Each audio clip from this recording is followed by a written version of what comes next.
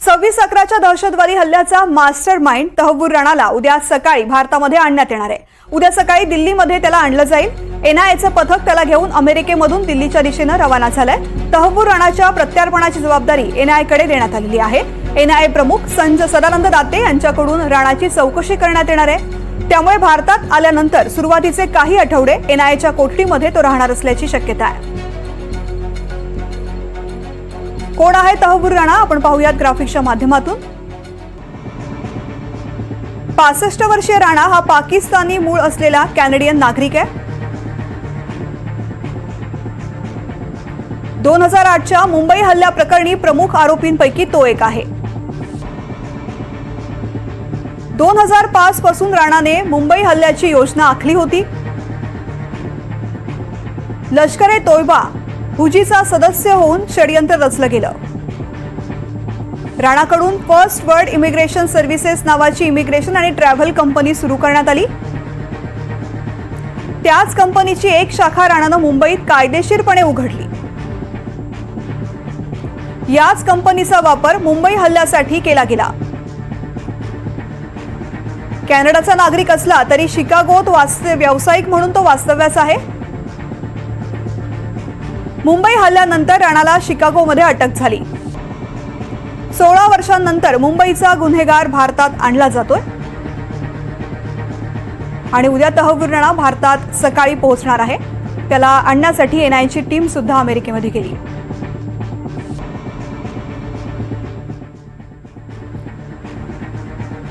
तर कोण आहेत सदानंद दाते आणि 26/11च्या हल्ल्यावेळी सदानंद दातेंनी कशी भूमिका बजावलेली होती पाहूयात।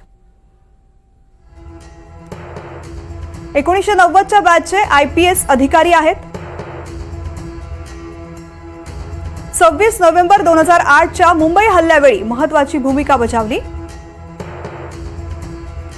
अबू इस्माईल अजमल कसाबनं ओलीस ठेवलेल्यांची सुटका करण्यात यश मिळवलं। 26/11च्या हल्ल्यातील शौर्याबद्दल राष्ट्रपती पोलीस पदक प्रदान करण्यात आलंय। 30 वर्षांहून अधिक काळ पोलीस सेवेमध्ये कार्यरत आहेत। मीरा भाईंदर वसई विरारचे पोलीस आयुक्त पद सुद्धा त्यांनी भूषवलेलं आहे।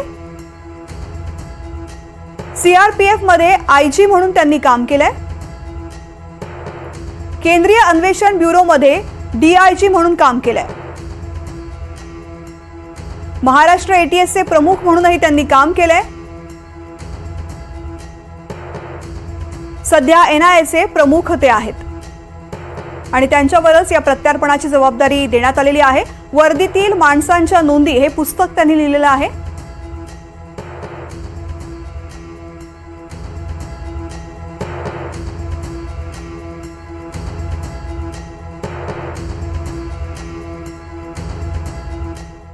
तर या संपूर्ण प्रत्यार्पणाच्या प्रक्रियेसंदर्भात अधिक माहिती देत आहेत माझे सहकारी जितेंद्र दीक्षित।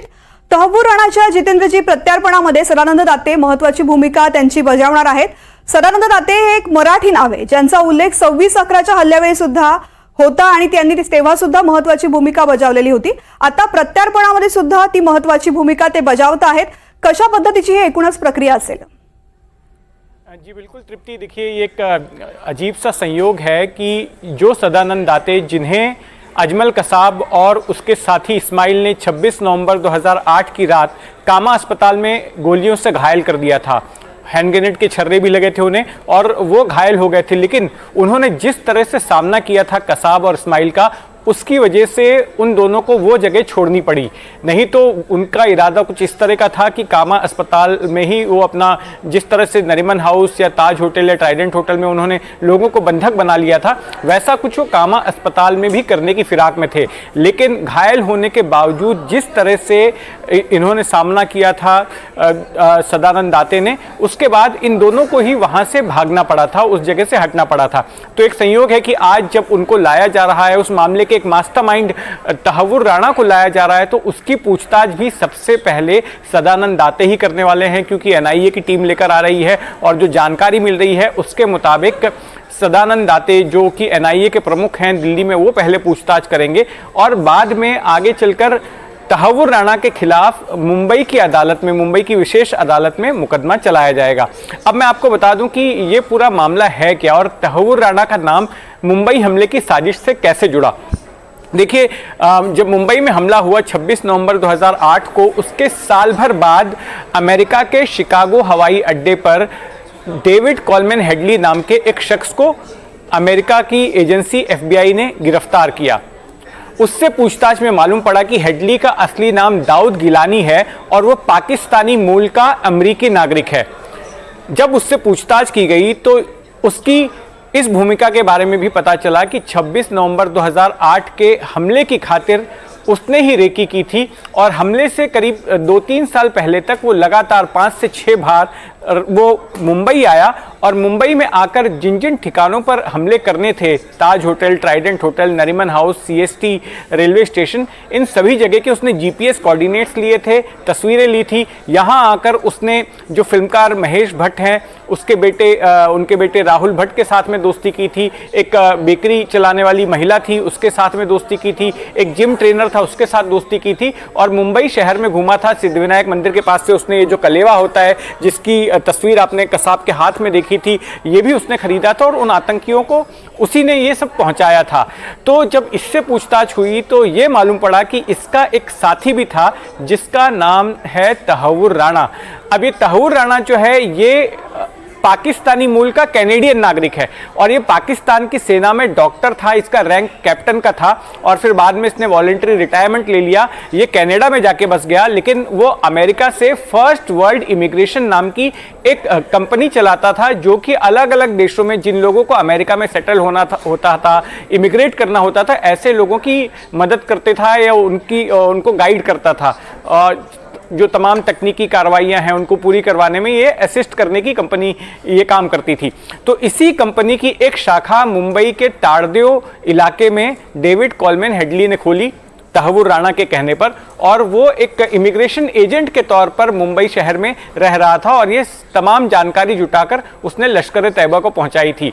अब होता यह है कि जब हेडली की गिरफ्तारी हुई तो उसके बाद भारत सरकार ने उसकी डिमांड की, उसको प्रत्यर्पित करने की मांग की, लेकिन होता यह है कि डेविड कॉलमैन हेडली वो प्रस्ताव रखता है कि मैं माफ़ी का साक्षीदार बन जाता हूँ, मैं आप और पूरी कहानी, इस पूरे मामले में मेरी क्या भूमिका थी, तहव्वुर राणा की क्या भूमिका थी, वो सब मैं बताने को तैयार हूं।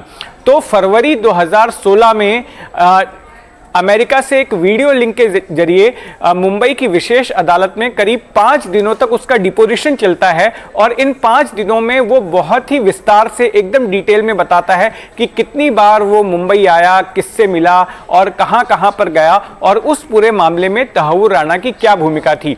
तो उसकी दी हुई जानकारी के आधार पर इस पूरे मामले में तहव्वुर राणा को भी भारतीय एजेंसियों ने आरोपी बना लिया और 2018 से लगातार कोशिश हो रही थी उसको प्रत्यर्पित करने की, लेकिन उस प्रत्यर्पण की मांग को तहव्वुर राणा ने पहले अमेरिका की निचली अदालत में जो है चुनौती दी। जब वहां से उसकी अर्जी खारिज हो गई तो सुप्रीम कोर्ट तक मामला गया और इस साल जनवरी में सुप्रीम कोर्ट ने भी उसकी अर्जी खारिज कर दी थी। लेकिन उसके बाद 2 और भी उसने अर्जियां दायर की, जो आखिरी पैतरे थे उसने एक इमरजेंसी पिटीशन नाम का कॉन्सेप्ट है वहां की जुडिशरी में, उसने 2 बार इमरजेंसी पिटीशन दायर की, लेकिन वो दोनों भी पिटीशंस खारिज हो गई और अब उसने सारे जो लीगल रेमेडीज हैं उसको एग्जॉस्ट कर दिया है।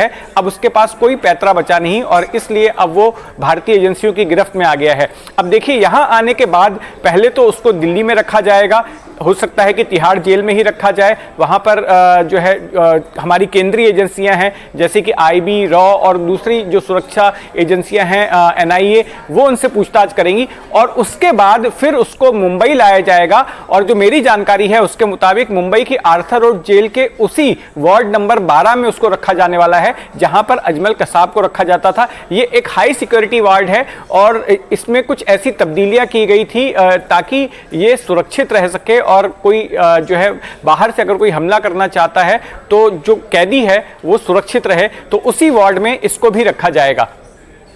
निश्चित। जितेंद्र जी, खूप खूप धन्यवाद संपूर्ण सविस्तर माहितीसाठी।